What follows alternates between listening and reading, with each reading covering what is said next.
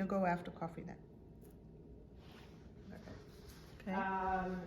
So wait, let's talk about your life as a teenager, because we didn't talk about that yet. Ooh, my life as a teenager. Ooh, that was fun. A lot of fun. I can't divulge everything about my teenage years. Let's face it, you were an angel. Yes, I was a total angel. Never did anything wrong. Always listened to my parents. Dressed the way my mom wanted me to. Oh, why don't you talk about that? Because that was funny. Not. Well, yeah. So jeans came into fashion in the 60s in Denmark, anyways. I don't know when it came here. So I was not allowed having jeans from my mom. I don't remember how old I was, but must listen Uncle Leif, they were always, and Uncle Mon they were always on my side. So my mom bent and I got a pair of jeans, but I was not allowed wearing them to school. Nope. Do you remember what kind of jeans you got? No, what was the make? I don't know, but I got jeans, and I thought I looked really cool. Were they like bell bottoms or what kind? Not yet, Okay. because bell bottoms came a little later. Do you know what style of jeans they were? They were just straight legs. Straight legs? Yeah. But I loved those jeans. But I wanted to wear them to school because the other kids did. Yeah. So me too. So What was the rule behind not being allowed to wear them to school? my mom didn't like jeans. My mom never ever wore pants, long pants. Never. I've only ever seen her in skirts and dresses. She would never wear pants. All my musters, they didn't wear pants. They wore skirts and blouses and dresses and aprons. Always aprons, because you don't want to dirty your clothes, right? And so I got my jeans, and then I wore what my mom wanted me to wear, and then I stuck my jeans in the hedge, in the neighbor's hedge. And then I changed when they couldn't see me anymore. And then I biked to school in my jeans, and then I hid them in the hedge again before I walked in the front door, and it was all good. It was never ever discovered. You never got caught. No, I never got caught. So Didn't your mom make all your clothing before that? she did. She did up until I was 15, 16, then I didn't want it anymore. Yeah. But she did, and she was very good at it too. She made very fashionable pieces. And Did you have a favorite piece you can remember? I did. I had several, but there was one that I really loved. It was a, I don't even know what you call that here. In Danish, it's Spencer. It is kind of a dress with sleeveless, but you wear a blouse underneath. Yeah, like a jumper. A jumper dress. Yeah. And she had made it in black. It was black, and it was just a round neck, like kind of rounded, and no sleeves, and then it was pretty short, and she had made a belt with a white ring. Yeah. And the belt was about like that wide, and then I had a white shirt underneath. Yeah. And I remember that I wore that for Christmas and New Year's party, and I specifically remember that outfit. And then I remember another outfit, and that was I was confirmed at 14, but for the next day, all us that were confirmed on the Sunday, it was called Blue Monday. So on the Monday, we all met up, and then we were going out on the town. Like we were 14, right? So out on the town. And she had made me a dress and a coat. Wow. And my coat was houndstooth. Do you know houndstooth? Yeah. Yes. She had made black and white houndstooth coat. Kind of Audrey Hepburn style. Oh, wow. Yeah, it was so pretty. And she had made me a pink dress that was cut right under here, then asymmetrical, yeah. No, an cut. Yeah. Like, so it was tight Yeah. under, And then it went. with a little bow, and well, the whole thing was kind of fitted, Right. but it went out a little bit, and it was short. She had made me that for that Blue Monday, and new shoes. Had them new shoes. Do you remember how how she made the clothes? Like, did you pick something out of a magazine and she made it for you, or like, how did you choose? She bought patterns. I went with her. Oh, you went with her Yeah, and said, yeah. I want this or this. Yeah, so we usually bought patterns in from Germany because they had the most stylish things. And I remember the name of the magazine, Burda. Burda. And that was what Maslis always sewed from, and my mom too. Oh, nice. And it was, so she had all the, like you made the patterns, right? From, like they measured and then you made it on, what do you call it, parchment paper? Yeah. Yeah, and you cut and, Yeah. oh, I remember that. I hated when she always made me try on. Right. Yeah. And adjust and tailor Yeah, and all that. yeah, because you always have to stand on a Yeah. stool or stand still and poke with the needles and yeah.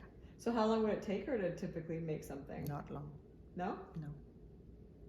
She would have that done in days sometimes. Wow. A week. And where did you go to get the material? In our town they had lots of materials. Like And a material shop. yeah. And you would go and help pick, or she would pick? No, I would pick. Yeah? Yeah. Nice. Yeah. So, like, what would your wardrobe entail? Like, what would a typical 14-year-old or 12-year-old wardrobe entail? Like, how many pieces would you have? Not a whole lot because my closet was small. I don't even know. I would probably have maybe 2 pairs of pants, Okay. maybe 2 skirts, 3 dresses, and 2 pairs of shoes. What about shirts? Yeah, blouses and shirts. She made the blouses and shirts? She made or the you bought- blouses, yeah. Oh, that's hard, eh? She was phenomenal. And did you keep any of it? No. As you got older, you just donated it? Or what did you do? I guess we did. I don't even know. That would have been nice. Because you grew out of things, so Yeah. they were just given to the next generation. Yeah. A lot of my clothes I gave to my cousin who was 5 years younger. Mm. And so she would get, because she always loved my style, so she was raring to go. And my aunt, my muster would sometimes give me 5 kroners, which is $1. Oh. And just because I gave her my clothes, right? Yeah. So, and I remember that, because my mom said, no, you don't take that. And I wanted to. And so, Yeah, give me that. yeah. So she just handed it to me like on the side. Yeah. So we didn't talk any more about that. Yeah, it was fun. So I remember you talked about short skirts. When did that come into play? Around the time I was confirmed, it was getting shorter. So 68, I would say 69. Micro minis? Yep. And my mom made them for me. Like she made these extremely short skirts. And then like granny panties underneath? No, I never really had granny panties. What kind of panties did you wear? Just, Regular ones? yeah. I never had granny panties. No? They No. didn't wear granny panties back then? I never did. Maybe when I was little, because that's when you had to keep a warm butt. Right. But when you got older, Denmark had beautiful lingerie. Really? Oh yeah, Triumph. Triumph is like, and what you couldn't get in Denmark, you could get in Germany. My first bikini I got in Germany, I was 14. And they had, oh gosh, style. Your mom took you to Germany to get a bikini? My mom and my mom's crazy friend, and I adored her. And she never had children. Her and her husband never had children. And they were like quite well off, and they were very, he had a very big job in our town. He was the head of the railway, so a very big job. But Perle, that was her name. She was out there, like nothing stopped that woman.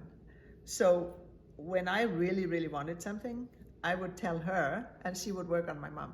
And my mom, she was very conservative in many ways, but Perle made her do things she wouldn't do under normal circumstances. Yeah. So I told Pelle that I really, really, really wanted a bikini. And so she worked on my mom, and all three of us went to Germany, Nice. and I got my bikini, and it was orange. Ew. Yep. Yeah. Like the burnt rust orange there? Yeah, kind of, a little bit. No, it was more orange. And yeah, I'm telling you, I got a lot of looks. I bet. Yeah, because what you put in that orange bikini wasn't too shabby. At 14? Yep. Oh. 14, 15, yep. Wow. Yep. Already developed? At 15, yes. Yes. Nice. Don't know what that's like. No. Wow. Yeah. So Huh. then you went, like what kind of what do you remember from high school? Well, we don't have high school in Oh, you Denmark don't? like you do here. No, you're with the same kids as you are in grade 1. Oh. Like we didn't start grade school. We didn't start school before we were 7 years old. Okay. And so you were with the same kids till the end, more or less. And we did a lot of sports. I loved high school. Like But it was the same school? Yeah. Same school, same teachers, same kids, same friends, all through. Up till what grade? Until you finish grade 10. Oh, you finished in grade 10? That was the end of the school years. And then college? Or in Denmark, gymnasium, if you wanted to go to university. It's called gymnasium? Yeah, gymnasia. Hmm. It's gym. What does that have to do with gym? It doesn't have anything to do with gym. It's college. Huh. But it is a precursor to university. And you went to college? Yes, And you stopped after college? yes. What did you do? What did you study in college? You had two directions actually. You had the mathematical and the linguistic. So I went linguistic. And then what? But I didn't do that before I came back when Mom had passed away. Oh. I finished high school, and then I went 1 year business school. And then I went to Canada. You went 1 year business school? Yep. What did you do in business school? Learned business. Why? What did you want to do with that? I didn't really know what I wanted to do, but I thought it was a good idea to have that. I wanted to do something with languages and translation. But yeah, I kind of floundered. I didn't know what I wanted to do. So when you said you're going to Canada to visit your sister, what did your mom and dad think about that? Well, I wasn't gonna go for a visit. I was immigrating. I immigrated. The first time? Yep, immigrated right off the bat. Oh. Had to go for interviews and Why did you want to do shots, that? and because I wanted to become a stewardess with Air Canada. Oh, right. That was my whole goal, and I wanted to travel the world. That's why I wanted languages too. So what happened? Oh, what didn't happen? What didn't happen? I went to French school. I passed. I got an interview with Air Canada. I passed it. I was hired, and my mom passed away. Oh, you were hired? Yeah. Oh, I didn't know that. Yeah. And I was actually even being promised the overseas routes, where you had to be 21 and you had to have some what do you call it? Experience. And because I spoke 4 languages, they told me that I was going to get on that route after the ground school and everything. So did you train, or she? I never went to the training started the month she passed away. Oh my God. Yeah. Wow, I think your life would have turned out quite differently. Oh, quite differently. Yeah. And so then you never thought to go back after it? yes, I did. I wanted to go back, and then they had when then they had a hiring freeze, and then when they started hiring again, I was expecting Mark. And then they had a hiring freeze again after Mark was born, and then I kind of gave up on it more or less. So.